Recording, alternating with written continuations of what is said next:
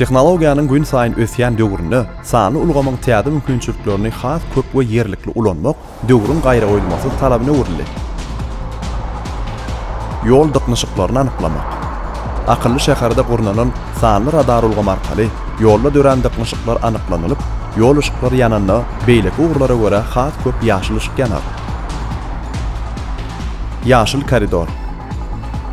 Avtogolov görkezlen tiýdikde, ýagny 60 km/saat bilen bir ugurda hereket edýän wagty ýol oturýança ýol ışıklaryna diňe ýaşyl ışık ýanar.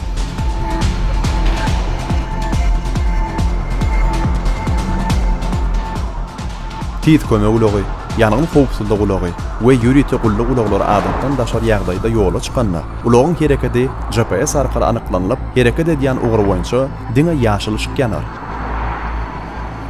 Piyadalar hem de beden taýdan şikayetli adamlar üçin hereketi ýeňilleşdirýän ýürüýte sesli we ekranly enjamlar gurnalyp, olaryň şäherde has rahat hereket etmegine mümkinçilik töretip bolar.